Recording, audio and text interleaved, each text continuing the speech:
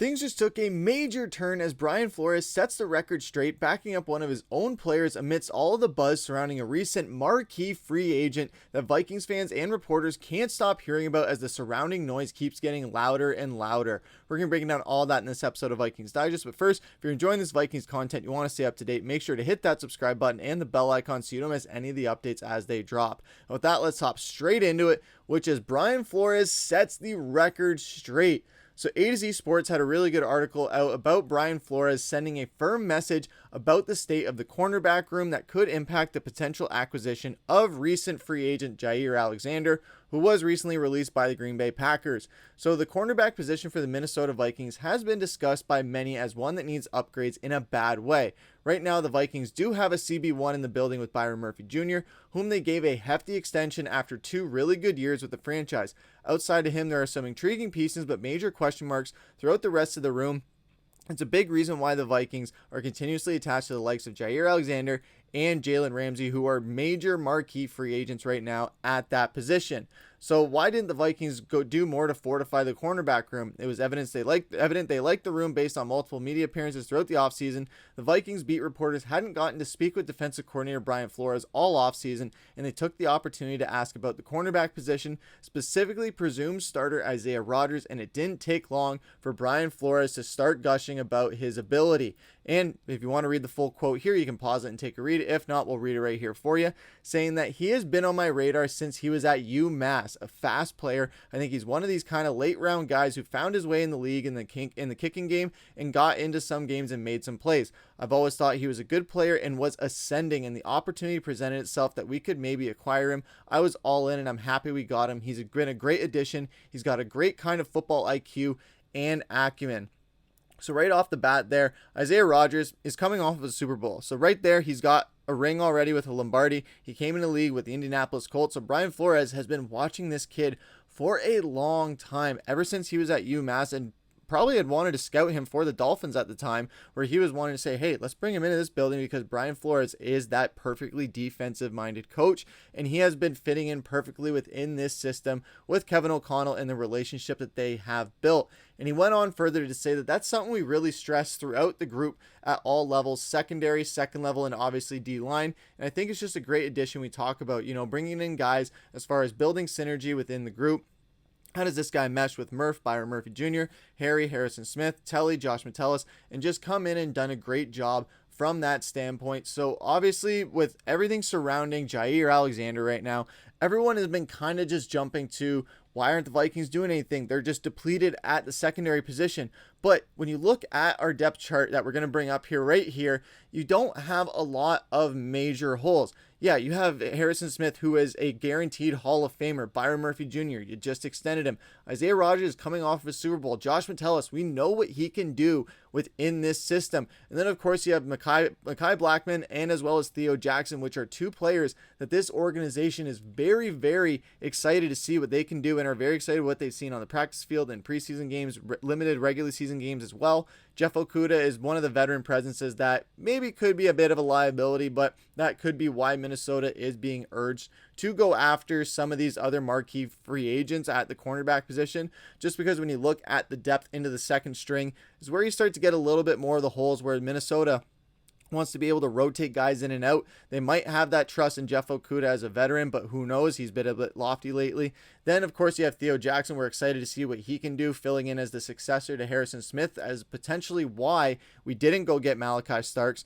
But Rodgers is the latest in a line of low-cost, high-upside players that the Vikings have liked to bring in under new general manager Kwesi Adofo-Mensah. This method landed the Vikings the likes of Andrew Van Ginkel, Blake Cashman, and with the former getting a contract extension. So obviously with this Brian Flores defense, since we've brought him in, we have seen these guys that on teams, they are one of the best players on their defensive units. But you bring them over to Minnesota, and they're having career years where you didn't think it could get any better with Andrew Van Ginkel. Comes to Minnesota, has a career year. Blake Cashman goes from Houston to Minnesota, has a career year. Jonathan Grenard as well. Another guy comes over from Houston, has a fantastic year. And a lot of people going into last season were very upset about losing Danielle Hunter. Yes, it was a very expensive price tag we would have had to fit, but look at what we got in return. The money that we have been able to save as far as not signing some major free agents, Kirk Cousins being one of them, Sam Darnold, Danielle Hunter, and some notable others as well. We've been able to save money and get some guys that have been perfect replacements, maybe not to the fullest extent because you're replacing an all-pro guy with maybe a second-team all-pro, but still, these guys are playing like all-pros within that, where coming over into the end of last year, a lot of people were unsure how Blake Cashman, Andrew Van Ginkel, Dallas Turner, Jonathan Grenard, how these guys were going to fill in when we had a pretty solid defense before that.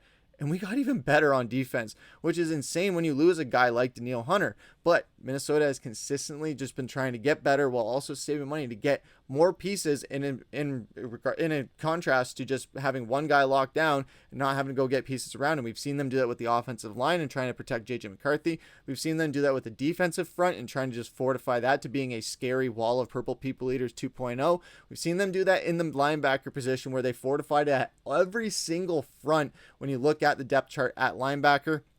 And now it's about fortifying it at the cornerback position. And it looks like Brian Flores is very thrilled about that. And he's very comfortable with where they are at right now. Maybe they're seeing things in practice that we're not seeing as far as some of the other guys that are unproven, like Theo Jackson or Mekhi Blackman, or some of those other depth guys as well, like Dwight McGlothern, Tavier Thomas. And then, of course, you have Jay Ward and Jeff Okudah, which Jeff Okudah, we know what he can do. And now it's just a matter of, can he have a late surge in his career? But when you look at Jair Alexander, this is the thing that a lot of people are looking at. Obviously, he is a big marquee free agent. When he is healthy, he is big. He is huge for teams. When you look at the interceptions, when you look at the tackles, he knows how to get in there and get his hands dirty.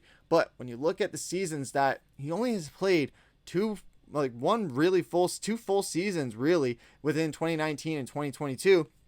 And then even in that, in 2022, he did miss a game because of the extra game added on. So he hasn't really played a full season except for one. So that is a really big thing there, where you have 7 games played in the past, 14 games played in the past 2 seasons, and then 4 games played in 2021. It's not about the fact that, yes, Jair Alexander is a phenomenal talent, but it is the fact of availability is the best ability. And when he's available, he's one of the best corners in the game, hands down. But he's not available that often, or at least in the past 2 years. And in the NFL, it's not in the business of what have you done for me in the past, it's what have you done for me lately. We've seen that happen with a lot of guys where, hey, Pittsburgh, they just went out and signed Aaron Rodgers based solely on that of what have you done for me in the past, not what have you done for me lately. And now this is a case where Minnesota does not want to pigeonhole themselves like that potentially and show the confidence in a Super Bowl champion cornerback who is looking to make a career year out of himself after coming off of a career year in Philly and having some years in Indy. So there's a lot of chance for growth within this Minnesota Vikings